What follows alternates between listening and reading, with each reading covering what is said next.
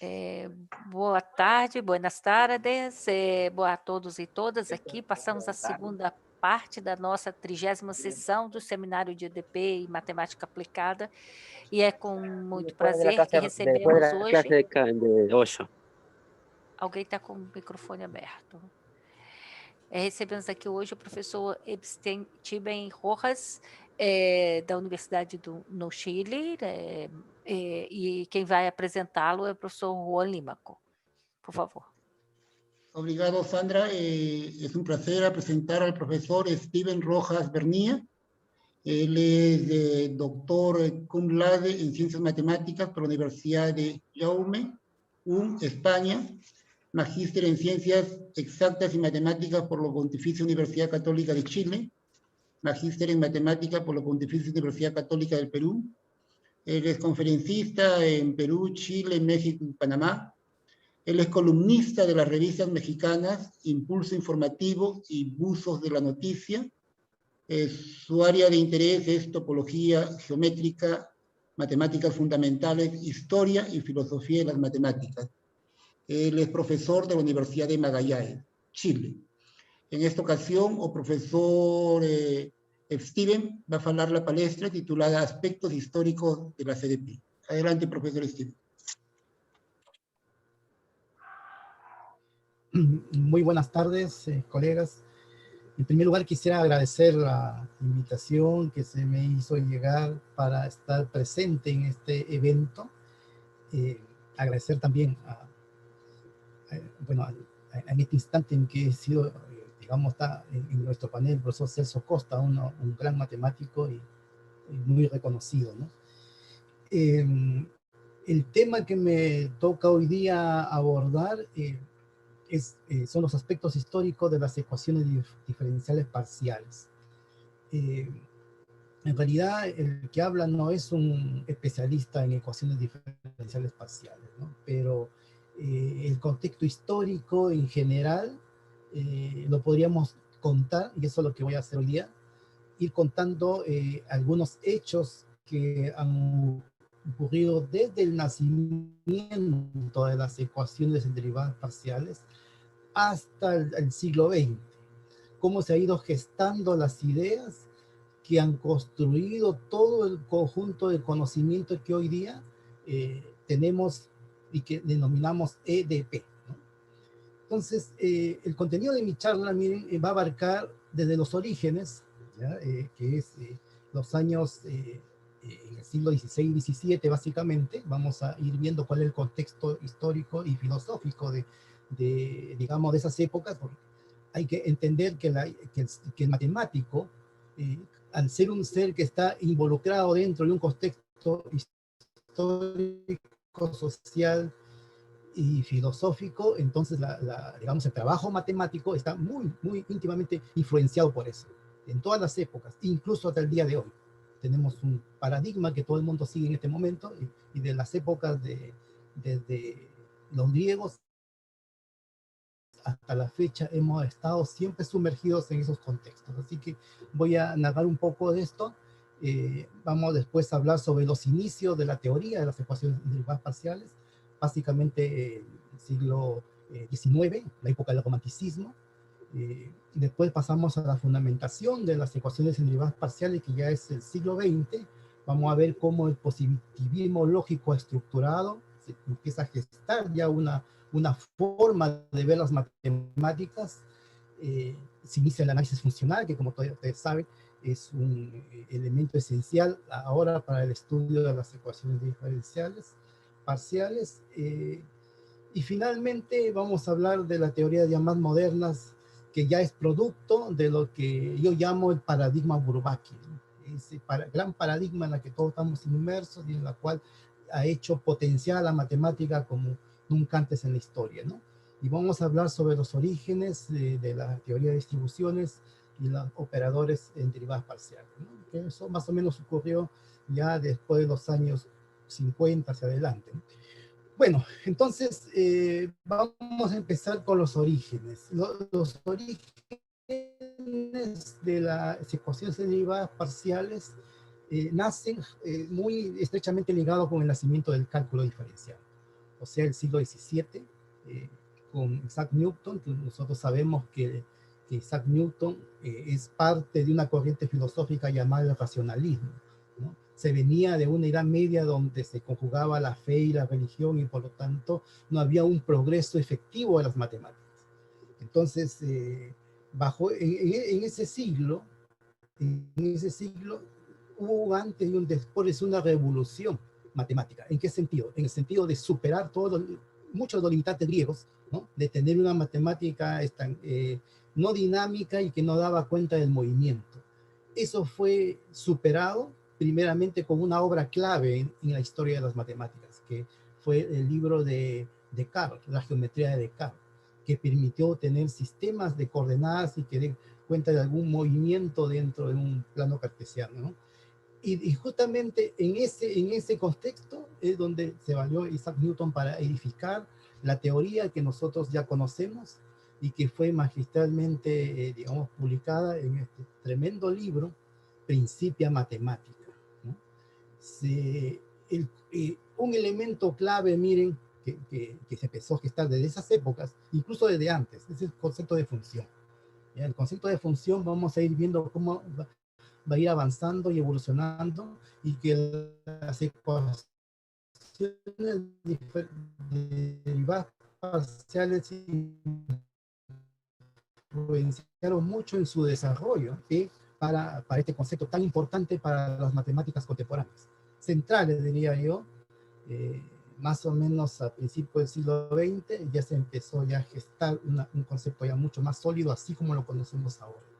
En esas épocas era solamente una idea, nada más. Habían varias concepciones de función.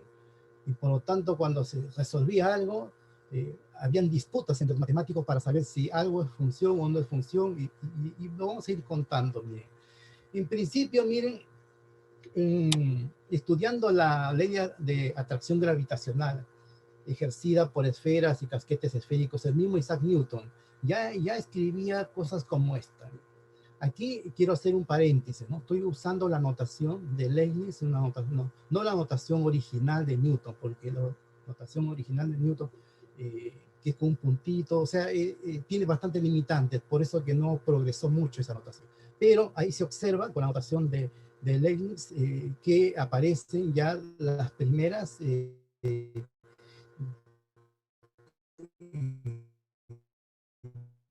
digamos,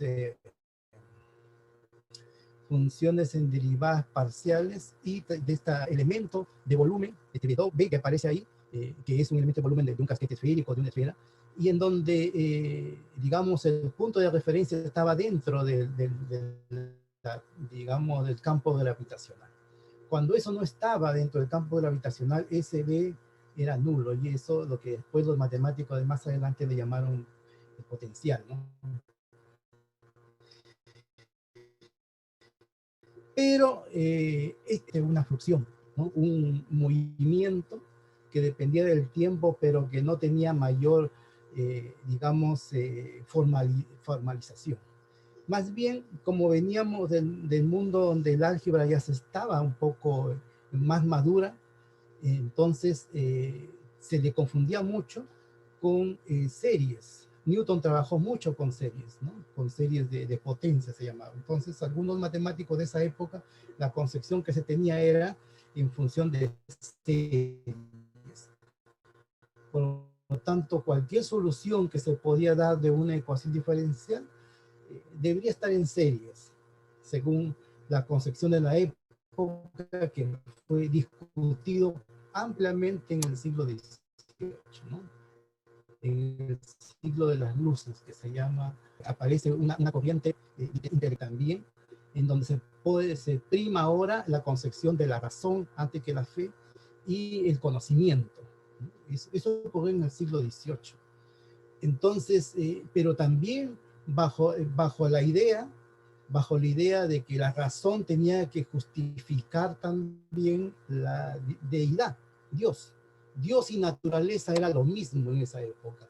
Eso era el concepto filosófico de Spinoza, y por eso que Newton, ¿no? Y los matemáticos que vamos a ver en el siglo XVIII trabajaron con esa idea muy, muy pegado. O sea, todo lo que aparecía en la naturaleza, todo el movimiento, el cambio, debería ser expresado en términos matemáticos y racionales.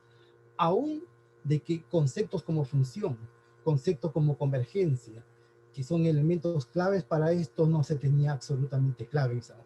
Era muy, muy intuitivo, ¿no? Todo el siglo XVIII se pasó prácticamente así, mucho avance en términos de ecuaciones diferenciales, pero con poca fundamentación.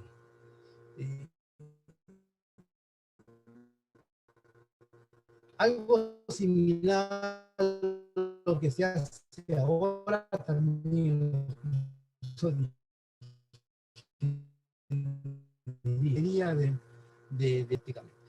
ahora, históricamente, el inicio de esta teoría es a través de un gran problema que pienso lo conocen mejor que yo, el problema de la cuerda vibrante, ¿no? Y en ese problema, ya en el siglo XVIII, en el siglo de la Ilustración, en donde se creía que todo lo que daba la naturaleza, por ejemplo, la vibración de una cuerda, de un tambor, qué sé yo, debería tener una expresión matemática que dé cuenta de eso, ¿no? La solución, no había conciencia como lo tenemos ahora, o sea, se pensaba que tendría que ser una serie, ¿no? Y había una discusión ahí en que eso fue una gran discusión que tuvieron acá los matemáticos, vamos a ir contándolo. El primero, en donde se considera el inicio o resuelto por Jean Bernoulli. Ya estamos en una época, en el siglo XVIII, donde ya existían las academias de ciencias, ¿no? En Francia, en Alemania, en Inglaterra, y las comunicaciones eran a través de publicaciones y además de propuestas de problemas a los matemáticos, ¿no? Uno de esos problemas fue ¿no? El hecho digamos, de encontrar la ecuación que gobierne la cuerda vibrante, que bueno, todo el mundo lo conoce, pero que quiero que quede claro lo siguiente, que fue en el año 1727 en donde para solucionar este problema apareció esta idea de discretizar el dominio para encontrar la solución, ¿no? Entonces, 27, tratando de resolver este problema de la cuerda vibrante. Entonces, acá lo estamos describiendo incluso las condiciones iniciales, las condiciones de contorno que estaban implantadas en ese momento, y la solución que llegó Jean Bernoulli. Bueno, Jean Bernoulli, hay que decir que la familia Bernoulli en el siglo XVIII es, ¿no? Un grupo de familiares, hasta 3 generaciones de matemáticos, ¿no? El papá, los hijos, todos eran matemáticos importantes, ¿no? Y tenían otras profesiones, eran médicos y también eran matemáticos, ¿no? Entonces, porque la matemática no era una disciplina para estudiar en esas épocas. En esa época se estudiaba filosofía natural. Era una de las carreras que uno podía seguir, o medicina, o derecho, teología era otro, ¿no? Pero bueno, entonces se encontraron acá las primeras soluciones en el año 1727 y empezaron también a aportar otros matemáticos, el gran Euler, ¿sí? Leonard Euler, un matemático suizo, considerado uno de los matemáticos más productivos en la historia, ¿no? Se cuenta más de 700 artículos que él escribió, ¿no? Entonces, él, en el hecho, ¿no? En esa concepción filosófica de que la naturaleza y la razón van de la mano, es uno solo, ¿no? Como decía Spinoza, ¿no? Entonces, todo problema físico era susceptible a una modelización matemática, con las herramientas que había en esa época. Entonces, la hidrodinámica fue un área muy importante en esa época. Dieron resultados muy interesantes en este tema, de tal forma que Euler, que era un hombre resolutor de problemas, ¿no? Problema que se le coloque, él iba al concurso y ganaba incluso Leonard Euler, ¿no? Competía con D'Alembert, hay otro hermano de Jean D'Alembert, Jean D'Alembert, papá de Daniel D'Alembert, que es el que se le considera el primer físico matemático de la historia, ¿no? Entonces, él probó en estos problemas, ¿no? Esta especie de lo que hoy día me parece se llama el teorema de Schwarz, ¿no? De cambio de variable en derivadas parciales, ¿no? Entonces, en esos años, entre 1748 y 1766, Euler, que era un resolutor de problemas y un gran maestro, obtiene diversos métodos para cambio de variable, para resolver ecuaciones. Prácticamente casi todo el curso que uno actualmente enseña, ¿no? Es del siglo XVIII, mediados del siglo XVIII. Era un gran maestro, ¿no? Se le reconoce, incluso miren la sagacidad digamos, de utilizar notaciones que simplificaran nuestros cálculos, ¿no? Muchas de las notaciones que tenemos ahora se le deben a él, ¿no? Escribió un libro llamado el elemento de cálculo infinitesimal, que es prácticamente, digamos, la copia de lo que nosotros hacemos en los libros de cálculo actuales. O sea, un gran maestro. Aparece ahora en la escena otro de los grandes matemáticos. Miren, Jan de Lambert. Jan de Lambert es considerado un matemático, filósofo central en la época en esta época de la Iluminación francesa, ¿no? Porque no solamente era un hombre de muchísima cultura y se encargó incluso, él, junto con el filósofo Diderot, en establecer toda una enciclopedia, la famosa enciclopedia donde querían resumir el conocimiento de la época con la idea de que la razón y la ciencia nos va a llevar a un bienestar, un conocimiento, ¿no? Así que de Lambert era un hombre con una capacidad tremenda, matemática, filosófica y de una tremenda cultura, ¿no? Entonces, él también extendió bastante de las cosas del cálculo en derivadas parciales que nosotros hasta ahora manejamos. Estamos en el siglo XVIII, ¿no? Todavía no existía un concepto de función bien establecido. La convergencia era intuitiva al estilo de Newton. Newton hacía una convergencia así a lo intuitivo simplemente, ¿no? Entonces, de Lambert, en esta publicación del 1746, ya empieza a resumir y establecer también sus propios métodos en este artículo que se publica en la Academia de Ciencias de París, que ahí es donde ellos publican, ¿no? Después Berlín también saca su academia, y en Londres había también la Social Logic, ¿no? de Londres, ¿no? Entonces, ahora, en cuanto al concepto de, digamos, de saber si la función sigue siendo una serie de potencia o tiene que ser una expresión que tenga senos y cosenos, ya en 1750, miren, en 1750 para C igual a 1 en el problema inicial este que tenemos acá, voy a ir hacia atrás, en este problema inicial para C igual a 1, entonces ya el Euler describe una solución en términos de senos y cosenos, usando, miren, como era común en la época. En la época del siglo XVIII era común usar argumentos físicos y no matemáticos. O sea, los resultados matemáticos se sujetaban a la evidencia física, ¿no? Entonces no había un rigor como lo tenemos actualmente, ¿no? Había que transitar unos siglos más para tener el rigor que tenemos hoy día. Ahora, la disputa que hubo en esa época para representar soluciones y también funciones era entre Euler, de Lambert contra Bernoulli. Porque Bernoulli, como ahí lo estamos diciendo, en el año 1753, plantea posibles curvas iniciales que puedan representar, porque ustedes saben que las condiciones de contorno deben cumplir una cierta función, ¿no? Y esa función se tomaba como una serie de potencias. Pero él creía, ya empezaba a ver de que si era una curva continua debería estar representado de manera sinusoidal, ¿no? Entonces él planteaba que podía ser esa solución de esta forma, no esa función para la ecuación diferencial, de esta forma.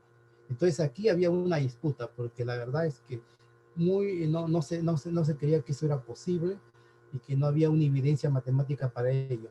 Pero la intuición, ¿no? y el hecho de que muchas de estas funciones eran armónicas y eran periódicas y todo eso, así, desde el punto de vista físico, hacían pensar que debería también considerarse como una solución este tipo de representación, ¿no?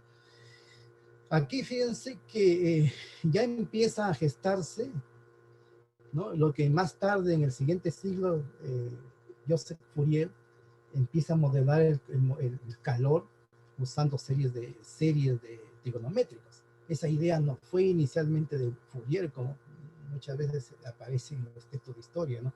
Esto se venía gestando de la época de Euler, anteriormente. Ya se tenía esa conciencia, esa idea de que era posible, ¿no? Ahora, en el mismo siglo XVIII, el siglo de las luces, que también se les llama la Ilustración, ¿no? Lagrange, uno de los matemáticos más brillantes y con una mente analítica tremenda, ¿no? No era un geómetra, él era un analista, ¿no? Y también un algebrista, incluso, ¿no? En 1760 da otra solución de este problema de la cuerda vibrante. Como ustedes ven, es una solución en donde ya aparece el signo de integral de Leibniz, acá, que estamos hablando con la notación actual, ¿no? La notación de la época, si uno mira los artículos originales, era pero muy, difícil de trabajar así, ¿no? Pero ahora lo tenemos mucho más digerido y con una muy buena notación en este momento, ¿no? El primero que empezó a hablar sobre este método muy conocido, ¿no? De separación de variables para resolver ecuaciones diferenciales parciales, ¿no? Que también lo usó después Fourier, 1763, ¿no? De tal forma que él usó esta idea para poder resolver este mismo problema de la cuerda vibrante de esta forma, ¿no? Como un producto, con estas condiciones iniciales, ¿no? Entonces, como ustedes pueden observar, estamos todavía en un momento donde la idea filosófica de naturaleza y razón está presente en todos estos matemáticos, está por encima del rigor matemático, ¿no? Había poco rigor, había mucho cálculo, mucho artificio, mucho cambio de variable, todo lo que los chicos hacen ahora en la universidad, ¿no? Pero poco rigor, poco rigor, y eso porque todavía estamos en esta época de la Ilustración, ¿no? Ya va a venir después otra época que vamos a ver, el romanticismo nos ayuda a fundamentar estas cosas, ¿no? En el año 1759, Euler ya abordó el problema de la membrana rectangular, con ecuaciones que ahora aparecen también en los textos de ecuaciones diferenciales, ¿no? Y da esta siguiente solución, según los artículos de Euler en el año 1759, y esta es una solución ya, digamos, que extiende el problema a un elemento bidimensional, 1759. Y aparecen, miren, con la idea de Euler, ya una idea de lo que después se llamarán las coordenadas curvilíneas, ¿no? Utiliza por primera vez las llamadas coordenadas polares y, digamos, transforma el problema en esa ecuación que uno lo puede ver ahora también en los textos, ¿no? de ecuaciones diferenciales actuales, que es matemática del siglo XVIII. Bueno, el siglo XVIII, como repito, dio fue un momento clave para los métodos de las ecuaciones diferenciales parciales, ¿no? Se estableció el mismo Euler, digamos, buscó lo que Newton había planteado, ¿no? O sea, esa ecuación que vimos al inicio cuando el punto estaba dentro del campo gravitatorio y ahora un punto fuera del campo, el punto exterior al cuerpo, entonces satisface esa ecuación que hoy día lo conocemos con la ecuación de Laplace, ¿no? A veces en la historia, miren, no el que fue el inventor o el primero en desarrollar lleva el nombre, la verdad es que a veces no pasa. En estos casos, todo esto debería haber sido la ecuación de Euler en realidad, ¿no? El término potencial se debe a Bernoulli en el año 1738 en una gran obra, Daniel Bernoulli, el primer físico matemático que se le reconoce, ¿no? Con esta gran obra donde sintetiza y hace digamos, trabajos en hidrodinámica. La hidrodinámica en esa época potenció mucho el conocimiento matemático. Legendre, que es André Legendre, obtuvo este tipo de solución, miren, de esta misma ecuación de la cola vibrante, en donde introduce lo que hoy llamamos los polinomios de Legendre, ¿no? Este es un cálculo mucho más amplio, ¿no? y que tiene conexiones con cálculo variacional, que vamos a ver que también ha sido una de las áreas que influyó bastante en el desarrollo de las ecuaciones en derivadas parciales, ¿no? Ahora, de los métodos que estamos comentando, que son métodos netamente analíticos, ¿no?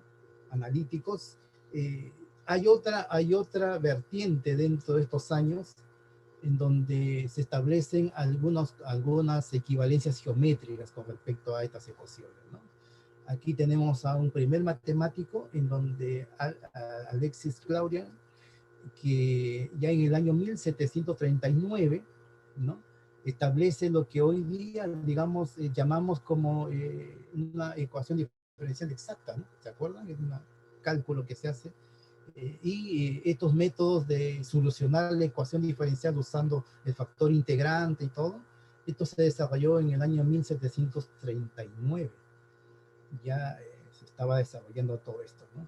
Y la parte geométrica de esto se le debe a Gaspar Monge, que establece ahora una equivalencia entre ya una ecuación general de primer grado, que vemos ahí en general, ¿no? Y que es equivalente a una ecuación derivadas, ecuaciones diferenciales ordinarias, que acá lo he sacado del análisis porque, bueno, las ecuaciones derivadas ordinarias también han estado muy de la mano en esto, ¿no? Entonces, Laplace, miren, a ver, miren, el Marqués de Laplace, que es uno de los matemáticos también muy importantes en esta época, fue un matemático que escribió una gran obra, miren, que llamó mucho la atención, que se llamó Mecánica Celeste, ¿no? Una obra en donde consolidó las ideas de Newton y lo modernizó para la época, ¿no? Hizo cálculos que hasta ahora, digamos, han sido muy discutidos por los matemáticos por su falta de rigor, ¿no? Incluso en su misma época, Laplace era muy cuestionado por las cosas que él afirmaba y decía.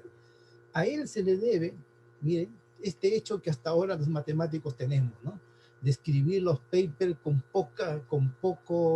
ser muy sintéticos en la escritura, era la característica de Laplace. Pero ¿cuál es el problema con ese tipo en esa época? En donde era una época donde se filosofaba de las cosas que uno hacía, ¿no? No eran todo cálculos, sino que tenía un trasfondo. Entonces, cuando a él se le pedía que desarrolle algo que él había afirmado en su obra, ¿no? En una obra que él podía decir, muy fácil decir, esto implica esto, listo, y alguien no entendía, matemático de su época, ¿no? Y le pedían que lo aclare y él se podía demorar 2 o 3 días en calcularlo, ¿no? Entonces, eso era una de las críticas que se le hacía a Laplace, digamos, ¿no? Pero él empieza a clasificar, un poco a sistematizar las ecuaciones diferenciales de su obra también. Así que esa es una de las, digamos, cosas que tiene Laplace. Miren, todavía estamos transitando ahora al siglo XIX, un poco al siglo XIX. El siglo XIX, ¿ya? Hay un cambio muy importante en el siglo XIX. Viene la época del romanticismo, ¿no? Entonces viene la época de las grandes revoluciones, ¿no? No hay que perder de vista que en esa época, al fin del siglo XIX, la famosa Revolución Francesa, la independencia de Estados Unidos y toda la concepción que se tenía de libertad, ¿no? Y de terminar con esta ilustración del siglo XVIII, que si bien es cierto fue muy importante, pero que tenía el problema de que estaban siempre dirigidos por monarcas absolutistas, despóticos, y una serie de problemas, ¿no? Y que los matemáticos o sea, eran gente muy importante. Toda esta gente que hemos comentado, Laplace, Lambert, Euler y todo, eran gente muy importante, influyente en esas épocas, junto con los reyes, con los monarcas, ellos, digamos, financiaban todo su trabajo de investigación. No habían universidades que financiaran como es ahora, ¿no? Era muy distinto. Entonces, a ver, ya en el siglo XIX, en la época del romanticismo, en donde digamos, en lo sentimental, ¿no? Ya no importaba tanto tener mucho dinero, tener mucho éxito, mucho conocimiento, sino se es más amante de la literatura, de la poesía, ¿no? Del rigor. Ahora empieza a buscar el rigor en el caso de las ciencias, ¿no? Un hecho importante que ocurrió en 1799, ya, o sea, fines del siglo XVIII, pero ya en el siglo XIX, es Max Parseval con esta famosa igualdad que va a permitir de alguna forma mirar la convergencia de las funciones, de las soluciones con un poco más de rigor. Así que por eso lo he anotado ahí, porque es importante, ¿no? Como Laplace es un hombre que también vivió en el siglo XIX, entonces continúa él haciendo sus clasificaciones de ecuaciones de segundo orden, lineales de dos variables. Ya empieza a hablarse ya de ecuaciones en dos variables, pero hay un elemento que interviene acá en este momento de la historia. La física continúa, pero ahora continúa con la hidrodinámica, bueno, o sea, con el electromagnetismo, con la óptica, con la conducción del calor, por ejemplo, que fue otro de los elementos importantes para el desarrollo matemático, siempre con esta idea de que la concepción física prima y después el conocimiento matemático como que tiene que adaptarse a eso, ¿ya? Es una cosa discutible, pero que era la conciencia de la época, ¿no? Y en ese sentido aparece un inglés, pues, John Green, muy conocido en los cursos también que uno hace en la universidad, ¿no? El año 1828, el primer paper dedicado a las condiciones generales de frontera para una ecuación diferencial parcial, y empieza a hablar sobre una cosa bastante más general, ¿no? Además de eso, a ver, acá, y empieza, digamos, aquí en ese trabajo que él hace de electrodinámica, también aparece su teorema, el teorema de Green. No exactamente de la forma que uno lo ve en este momento, ¿no? Sino dentro del enfoque físico se establecen ya ese teorema, ¿no? Ya en 1828. Estamos hablando ya a principios del siglo XIX, donde se empieza a gestar el romanticismo, ¿no? ¿Cuáles son los elementos que van a empezar a decantar ya la teorización de estas ecuaciones diferenciales? El mayor rigor, ¿no? ¿Cuándo va a aparecer ya, digamos, con un poco más consolidado esa idea de convergencia, ¿no? La escuela italiana empieza, ¿no?, a revivir después de que en el siglo XVI teníamos la Cardano, digamos, como la escuela italiana importante en esa época. Ahora, en el siglo XIX, tenemos un grupo de italianos que empezaron a trabajar sobre la convergencia de funciones, ¿no? ¿Con qué idea de función? Con la idea que se tenía hasta ese momento, ¿no? Que era representación de, podían ser algebraicas, analíticas le llamaban ellos, trigonométricas, exponencial y todo eso. Cualquier representación así era una función, ¿no?, en esa época. No era la concepción que tenemos ahora, que ya, pero bueno. En el año 1888, por primera vez el término ecuación integral, miren, se va gestando ya los elementos, miren, para empezar a hacer, digamos, matemática más abstracta, ¿no? Entonces tenemos las ecuaciones integrales, ¿ya? La primera vez que se habló de ese término fue en el año 1888, en un paper sobre el problema de Dirichlet. El problema de Dirichlet, que lo vamos a ir contando también, era un problema más antiguo, un problema que venía ya arrastrándose de la época de Riemann, Entonces, y que dio origen a lo que hoy día llamamos análisis funcional. Ya, los inicios del análisis funcional, la concepción de esa área ahora muy desarrollada, vienen de problemas concretos de la física matemática, de estas épocas, ¿no? Entonces, ¿de qué se trata esto? Bueno, ustedes, imagino, lo conocen más que yo. La solución que satisface esta ecuación, ¿no? La ecuación de Laplace, y que además asume valores en la frontera, alguna de la frontera D, minimiza la funcional, o sea, es un problema variacional. Entonces, escoger funciones que cumplan estas condiciones, así como se está observando, primero requería una visión mucho más acabada del concepto de función. Y después mirar ya de que estas soluciones ya no son puntos, sino funciones. Por lo tanto, es pasar a un nivel de abstracción un poco mayor. Este problema es lo que hace de que después, ya en el siglo XX, miren, en el siglo XX, ese romanticismo que yo les contaba del siglo XIX, en donde la gente, o sea, de manera romántica quería, digamos, libertad, se dedicaba mucho a la cultura, y los matemáticos en esa época también. Weierstrass, por ejemplo, era de esa época, ¿no? Era un hombre bohemio, un hombre no le importaba el dinero. Había gente de mucho dinero que dejaba todo y se dedicaba, no importa que no le pagaran, ¿no? O sea, era una época muy romántica, ¿no?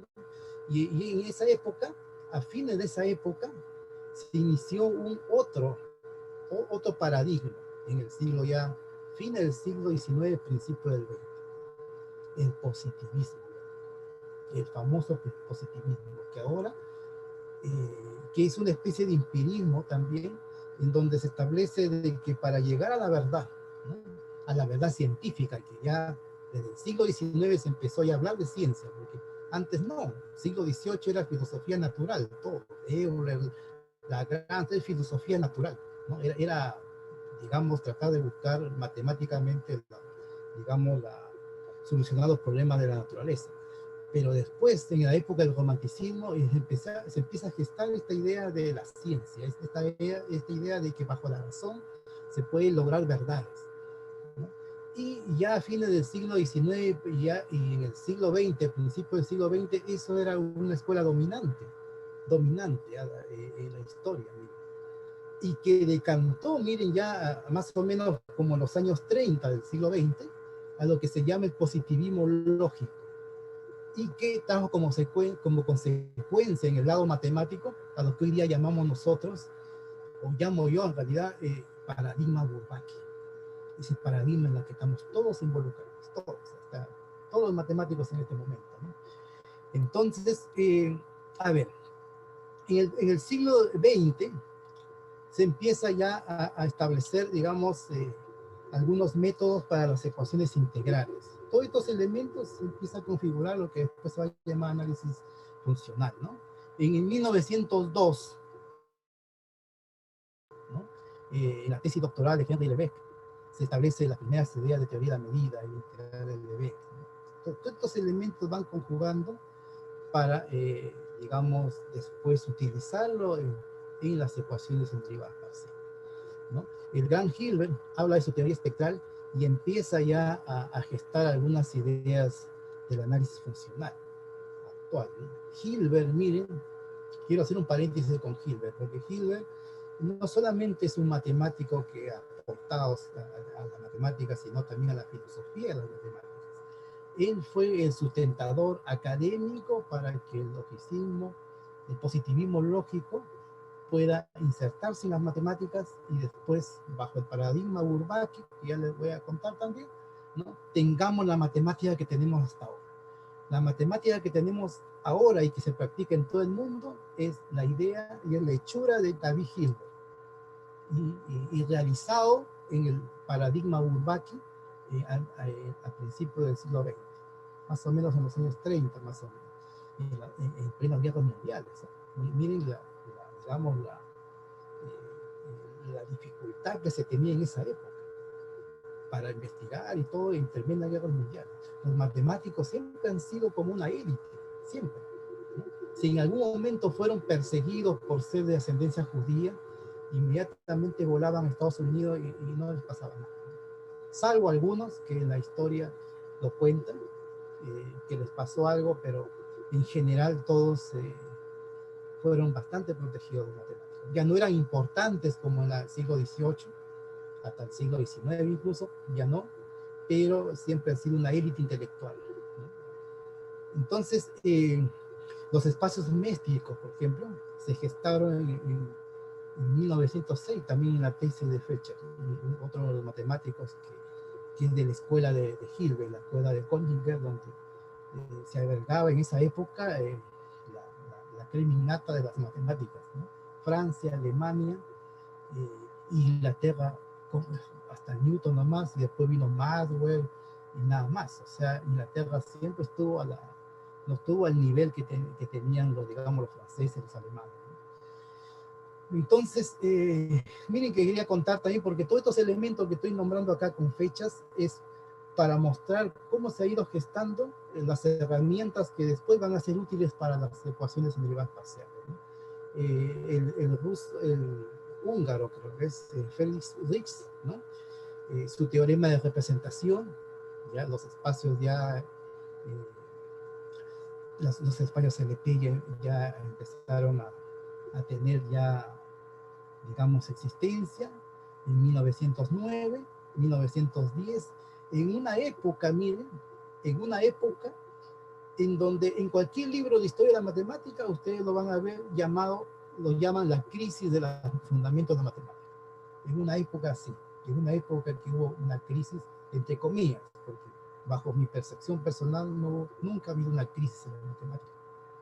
Hay una fisura en este momento, con Gödel, pero no hay una crisis. Pero los libros aparecen así, porque hubo una especie de buscar bajo la idea de Hilbert, buscar una matemática que sea rigurosa a través de principios básicos, ¿no?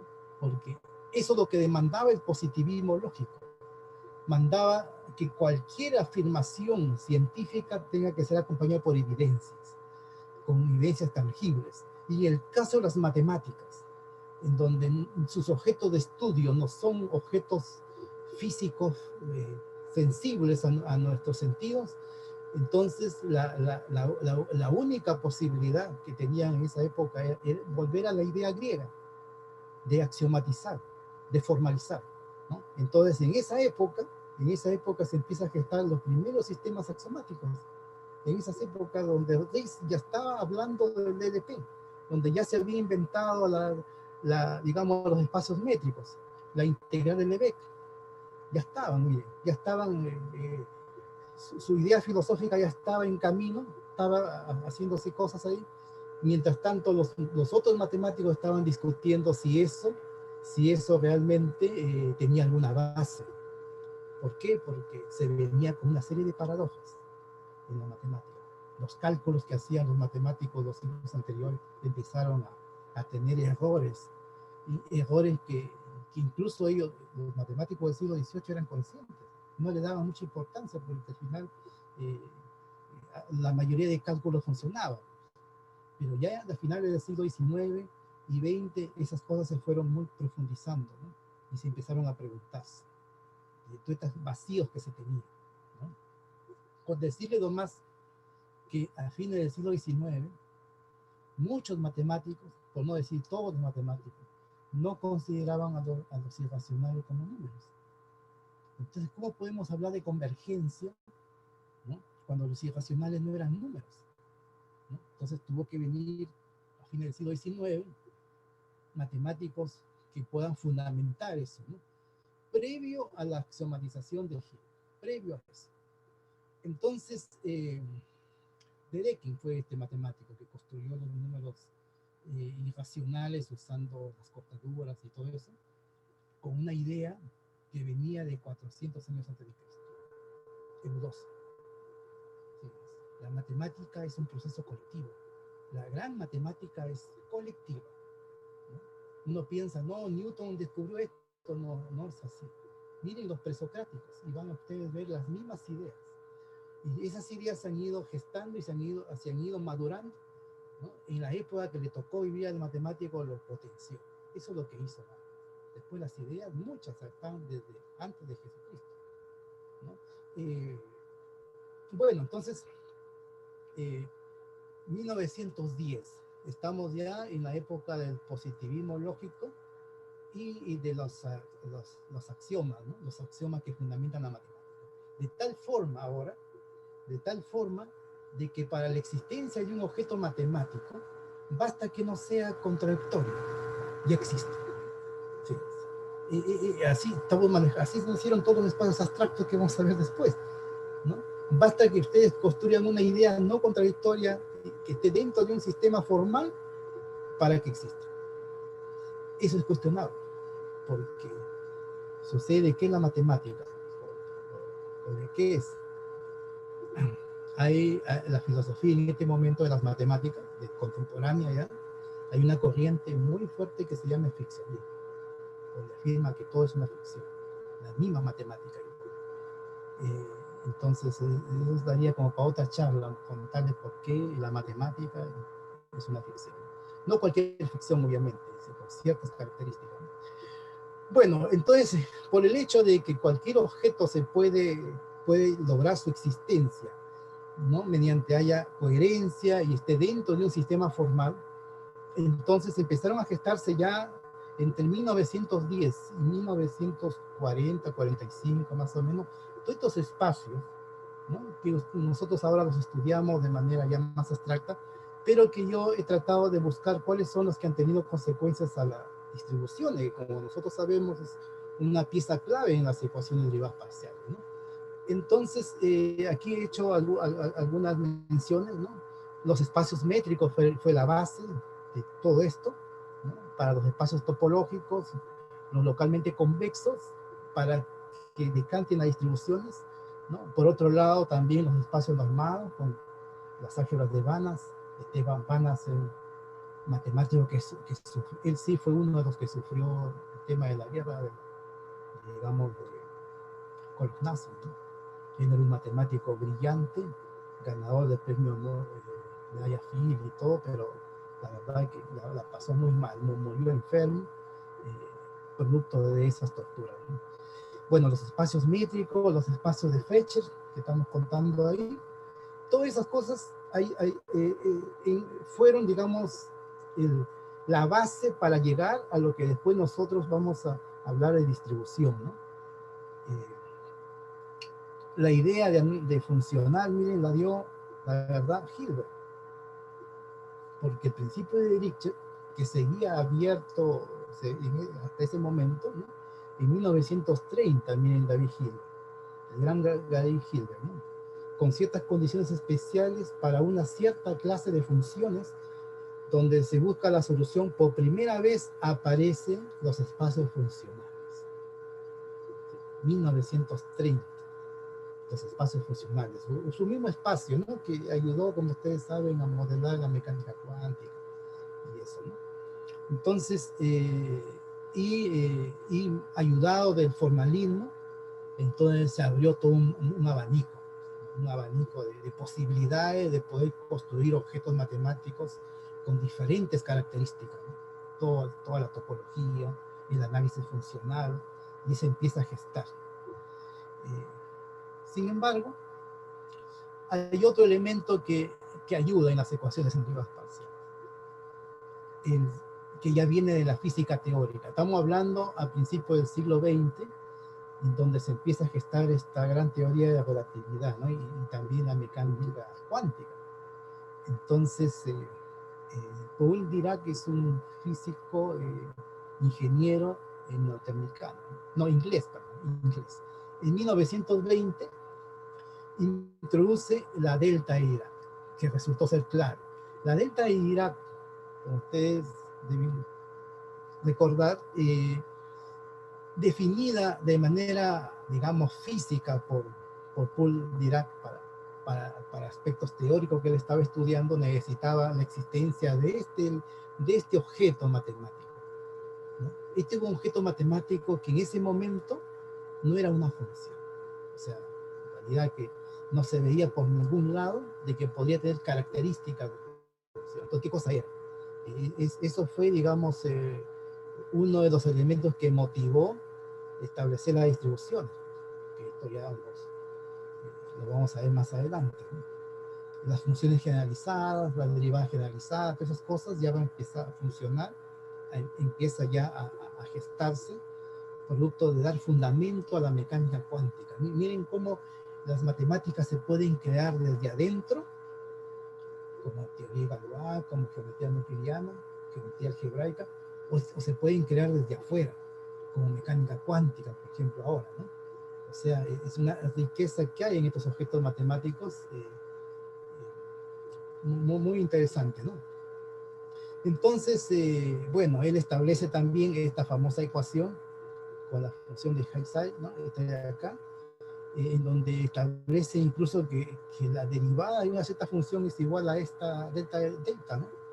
Entonces, todo esto lo hace para, digamos, modelar algunos los fundamentos de la mecánica cuántica.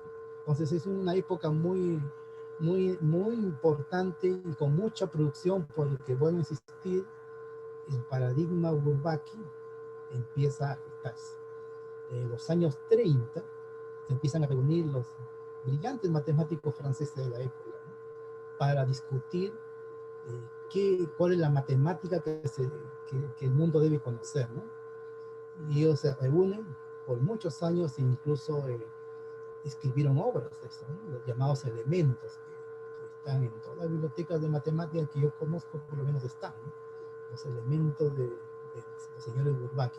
Bourbaki es un nombre que se colocó ficticio, ¿no? No es el nombre de un matemático, nada, pero el grupo, ¿no? Donde estaban los grandes matemáticos franceses de la época, empezaron a discutir eso, ¿no? Y empezaron a escribir unas obras de los años 30, 40, 50, varias décadas, ¿no? Pero que resultaron ser la base esencial para los libros que fueron escritos ya a partir del año 60, 70, que son los libros que nosotros hemos estudiado, o nuestros profesores han estudiado, ya influenciado por esta idea bourbackiana, de que nosotros podemos inventar objetos que estén lógicamente estructurados, que no tengan contradicciones, que tengan coherencia, ya existen. Entonces, de esa forma, pues hemos avanzado en las matemáticas, ¿no? Entonces, pero de todas maneras, desde el punto de vista del matemático, delta de X no tenía ni un fundamento, no sabía, eso no era una función. Entonces, para esclarecer eso, una de las cosas importantes que ayudó a esclarecer es esto, que ustedes seguramente es muy común manejarlo en las ecuaciones en derivas parciales, ¿no? Esta concepción que motiva lo que se llama la función generalizada, donde da existencia ya a objetos, ¿no? Donde delta unidad está incluido, digamos, y que luego se llamará pues una distribución. En los años 30 y 40, en pleno, digamos, formalismo de Bourbaki, ¿no? Se establecen lo que ahora nosotros estudiamos como análisis funcional, la famosa teoría de operadores, que así fue vista al inicio, esta función de generalizada. Fue vista así, pero después vamos a ver que Laurent Schwartz fue el primero de establecer las distribuciones como una transformación lineal, una funcional, ¿no? Una funcional. Entonces, pero antes estaba visto como un operador, y eso resultaba muy dificultoso, ¿no? Las funcionales sobre espacio de Hilbert, de Vanna y todo eso, empieza ya el teorema de la dualidad. Y la dualidad es algo que viene de los sistemas infinitos de ecuaciones lineales, más o menos también a principios del siglo XX y finales del siglo XIX, ¿no? Y eso de ahí, todo eso influye para que después uno de los personajes que nosotros conocemos cuando estudiamos el curso de EDP, ¿no? Sergei Sobolev, ¿no? Inventa, o sea, en un artículo, no de la forma como nosotros lo vemos ahora, ¿ya? Porque eso ya fue obra de Lawrence Schwartz, que ya lo vamos a ver, pero está la idea de lo que hoy día llamamos derivada generalizada, y define funciones generalizadas usando la función de prueba, más o menos con este esquema que está acá, que nosotros lo vemos siempre cuando hacemos estos cursos ya más actuales, ¿no? ¿Qué podemos decir de Solvay? En 1936, este matemático ruso trabaja, o sea, ya empieza a gestar la idea de estos espacios que después van a tener su nombre, ¿no? Que lo llevó a crear las distribuciones. En el año 38 define estos espacios como lo conocemos prácticamente ahora, ¿no? Usando ya la derivada generalizada que él tenía en mente y el espacio de funciones, bueno, es un subespacio de LP, ¿no? Digamos, el espacio Solvay. Y con la condición que nosotros estamos diciendo ahí, pero fíjense lo que hay detrás de eso, ¿no? Lo que hay detrás y que el trabajo matemático en este momento es permanente, ¿no? De crear objetos, ¿no? Lógicamente consistentes, ¿no? Sin contradicción, ¿no? Basta que yo encuentre en ese objeto que estoy construyendo ahí, en ese W, por lo menos que sea un conjunto que tenga algún elemento para que esto exista, ¿no? Basta, o sea, eso es muy discutible filosóficamente, ¿ya? Los famosos teoremas de inversión también fueron hechos en el año 38 de los espacios de Solvay. Y fíjense que Solvay murió en el año 89. Ya existía su famoso libro, ¿no? Hay un famoso libro de Adams donde habla sobre estos espacios Solvay, ya él todavía estaba vigente, miren, pero ya no se dedicaba a esto. Miren, el año 1940 se dedicaba a la teoría espectral de operadores, análisis funcional, con relación a los problemas de la física matemática. Eso, no hay que perder de vista que la escuela soviética es una escuela profundamente aplicada, ¿no? Siempre con problemas de la física, de la ingeniería, muy aplicada, ¿no?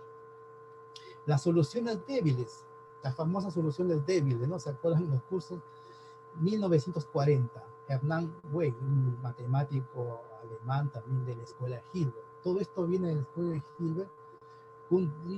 También de la escuela Hilbert, fue el primero en relacionar las soluciones débiles con las soluciones fuertes clásicas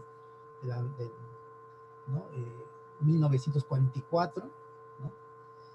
Pero el que marca un antes y un después, yo creo, desde mi punto de vista, en las ecuaciones de derivadas parciales, fue los trabajos de Lawrence Schwartz, porque él, digamos, considera, ¿no? Ya la función generalizada no como un operador, sino como una funcional. Y establece, bueno, ese artículo que ustedes ven ahí, y varios que él escribió, pero sin embargo, él pasa a la historia no por estos artículos, sino por un libro que él ha escrito, ¿no? Un par de libros, ¿no? Famoso libro de Lawrence Schwartz, donde habla de la teoría de distribuciones, publicada entre 1950 y 1955. En el año 50 a Lawrence Schwartz le dan el premio Medalla Fields por estas teorías, imagínense el nivel que tenía, ¿no? Ahora, estos textos, que ya es la escuela Bourbaki ya establecida acá, ¿no? El Lars Hofmann, el famoso matemático que en 1955 escribe este texto, ¿no?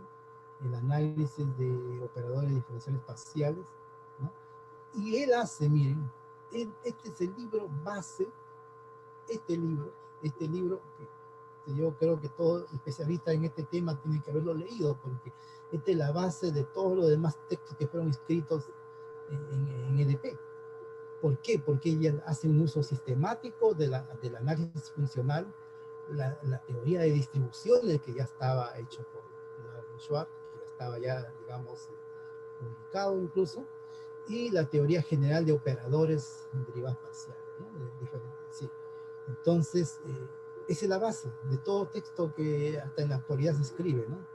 Ya hace uso de todas las herramientas y con esa idea filosófica del formalismo burbaquiano, que hasta ahora nosotros estamos inmersos, ¿no? Los espacios de Sobolev fueron introducidos en el estudio de los métodos adicionales para resolver problemas de contorno elíptico en esas épocas, ¿no? Sobolev, a partir del año 50, Sergei Sobolev se dedica a la matemática computacional, e incluso cuando él llega de su ciudad a Moscú, ahí lo nombran director del área de matemática computacional, a Sobolev. Y después se dedica a partir del año 60 a los métodos numéricos, ¿no? Interpolación. O sea, ya no desarrolla más, digamos. Y yo quisiera finalizar nombrando a Richard Cuban, famoso matemático que también se fue a Estados Unidos a hacer un tremendo instituto ahí, ¿no? Y David Hilbert, que era su profesor, ¿no? Digamos, él ha escrito una obra que también es básico para, o sea, no diría básico, pero sí fundamental, ¿no? Para el estudio de la CDP, y que se llama Método de la Física Matemática, ¿no? El propio formalismo al 100%, ¿no? Richard Cuban es un matemático que yo por lo menos admiro mucho, ¿no?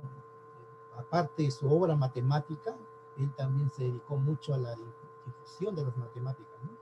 Tiene un famoso libro, ¿no? Una lectura pero exquisita, que dice qué es la matemática. Un libro muy, digamos, famoso, ¿no? Entonces, yo creo que hasta aquí podría yo llegar a contar la historia.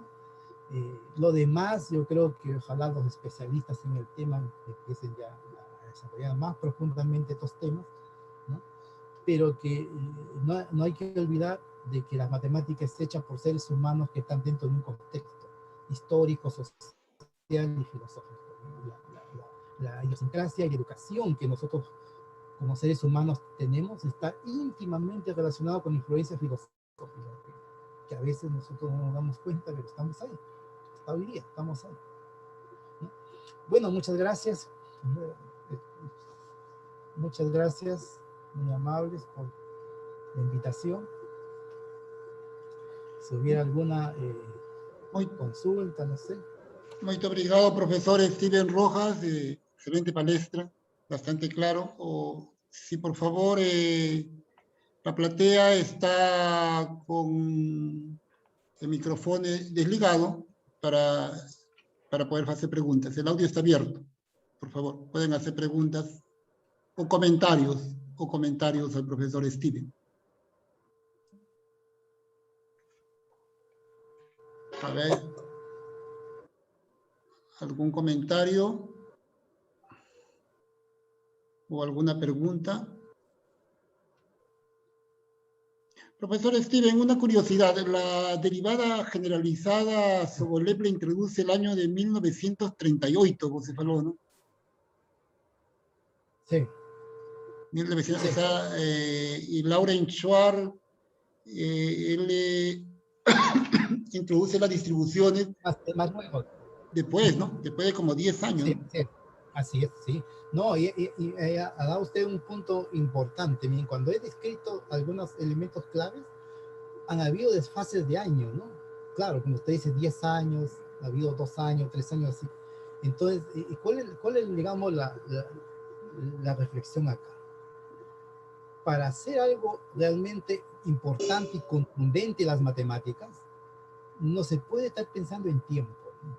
En tiempo. O sea, como es ahora el paradigma nuestro, ahora que hay que publicar y hay que producir 1 o 2 artículos al año, que se imagínense si a Newton o a cualquier otro matemático le hubiésemos dicho, ¿no? Usted tiene que inventarme esto en 1 año, en 2 años, o sea, es algo que nosotros estamos cayendo en este momento, ¿no? Pero es así, y las grandes cosas en las matemáticas tienen su tiempo y su espacio. Sí, claro. Son una curiosidad, probablemente usted me puede resolver. Cuando Charles Laurent, él publica la teoría de las distribuciones, ya era conocido entonces las funciones generalizadas de Sobolev. Sí, por decir, Laurent conocía las derivadas generalizadas, ¿no? Así es, ya. Así es. Una gran ayuda. porque eso es, lo hizo antes ya Sergei Sobolev, ¿no? Excelente, excelente. Ahora, Oiga, profesor, claro, ¿alguna pregunta? pero cuando usted ve la idea, la definición de esas cosas, siempre con esa idea, ¿no? De buscar de qué conjunto lo saco bajo esta condición, ¿no? Eso es formalismo, eso es, digamos, ya estar en el formalismo matemático actual, digamos, ¿no? Sí. Hilbert y de este paradigma Bourbaki que nos ha invadido, ¿no? Entonces, basta que uno construya el objeto con tal que sea diferente del vacío, ya existe. Eso es lo que es discutible por muchos filósofos, matemáticos incluso, ¿no? Sí, sí, sí. De que eso exista. O sea... Excelente, excelente, profesor. ¿Alguna pregunta más al profesor Steven, por favor? ¿Algún comentario? ¿Alguna pregunta? ¿Algún comentario? Un comentario, me A permite. ver, Hernán, por favor. Bien, pienso que ha evolucionado en el tiempo y en el concepto de la derivada, ¿no? Ahora también se habla en derivada de orden fraccionario. Entonces eso también ha revolucionado las ecuaciones parciales. Ahora, claro, que se ha ampliado más, ¿no? Ahora ya se ve inclusive algo más real. De repente la derivada clásica no explica mucho, como dicen, pues, de repente un 90% y un 10%, como estaba diciendo el señor Costa también, hay un 10% que queda ahí. No es que sea mentira, sino que un 10% queda una aproximación a lo real. Entonces la derivada parcial también está ganando fuerza ahora con la derivada de orden fraccionario en la física, más ahora con el problema del coronavirus. Coronavirus, ¿qué ha hecho? Ha hecho que revolucione la ciencia, ¿no? Por ejemplo, ahora ya nadie piensa en la física clásica, matemática clásica, ahora ya se habla una física ya inclusive estadística, una ecuación diferencial parcial estadística. ¿Por qué? Porque el ADN, como usted ha visto, tiene mutaciones. Entonces la ecuación diferencial parcial es con mutaciones. Ya no es una física clásica termodinámica. Por ejemplo, usted si me habla de la hidrodinámica, de repente ya me explica ya el problema del coronavirus, porque hay la mutación alfa, delta, gamma, todo el alfabeto griego se ha recorrido el coronavirus. Entonces la ecuación diferencial parcial tiene que ver con toda esa renovación de las derivadas sobre inflacionaria y la parte estadística, que no sé, que la parte de EDP ya es, no es desde el punto de vista probabilístico, estocástico, ¿no? Ya hay soluciones estocásticas. Solamente gracias, colega Limaco. Y muy obrigado también por la exposición do doutor Celso Costa, que gostei do chapéu brasileiro. Muito obrigado. Eu tiro meu chapéu também a todos vocês. Muito obrigado. Obrigado, Hernán. Si no hubiera más comentarios, agradezco al profesor Steven. Hay una persona que está pidiendo si existe algún texto sobre el tema expuesto, Amy Vanessa. ¿Tenga algún texto sobre eso expuesto? Difícil, ¿no, profesor Steven? Sí, mire, la verdad es que el texto que yo estoy escribiendo, la verdad que estoy escribiendo uno, que no lo muestro ahora porque está todavía en escritura, pero que tiene todo este desarrollo que personalmente tengo en las matemáticas, ¿no? En cuanto a este tema, en este tema de las ecuaciones derivadas parciales, no hay un texto específico así que hable como historia. Yo creo que eso falta escribirlo, falta. Ahora, de donde yo me he basado más o menos para esta presentación, yo le podría decir más o menos 3 textos que he utilizado, ¿no? Uno que es importante para toda la historia, que es el libro de Maurice Klinder, El desarrollo del pensamiento matemático desde la antigüedad hasta nuestros días. Es un libro donde cuenta toda la historia, ¿no? Después hay un libro, miren, muy interesante, pero que es sobre la historia del análisis funcional, de Jean Dieudonné. Fíjense que resulta muy paradójico para mí que Jean Dieudonné y el mismo Hilbert, que fueron de la escuela de Bourbaki, ¿no? Y que tuvo como esta idea de que hagamos de las matemáticas todo formal y nos olvidemos de la historia y de la filosofía y de todo, eso es todo totalmente, y por eso que hasta nuestra educación es así.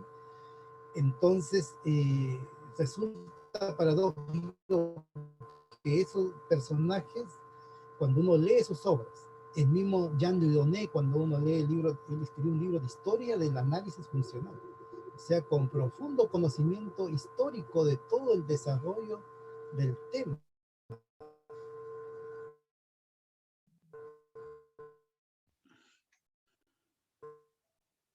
Entonces, eso sí es temática, no sé, yo por lo menos soy bastante crítico de esa situación, ¿no? Creo que no ha ayudado mucho para nuestra educación, ¿no? Pero podría mencionar ese libro de Jean Dieudonné, Historia del Análisis Funcional. Ahí también hay, claro, está incluido la derivada parcial, porque bueno, ustedes saben que es el motor de EDP son los análisis funcionales. Después hay un libro también del profesor Alejandro Ortiz, que deben conocerlo en Perú, de ecuaciones en derivadas parciales. Él también habla de cosas históricas, hace bastante mención en cada tema que él introduce, cosas históricas. Entonces yo también lo recomendaría el libro de ecuaciones derivadas parciales del profesor Alejandro Ortiz. Ok. Obrigado, profesor Steven. Si no hay más comentarios o preguntas, agradecemos, profesor Steven, por su palestra, bastante clara, bastante didáctica, y a todos nosotros que somos del área EDP, verdaderamente ha sido muy bom poder hacer un acompañamiento histórico de la evolución. Obrigado. Y voy a pasar ahora la palabra a Sandra. Adelante, Sandra, por favor.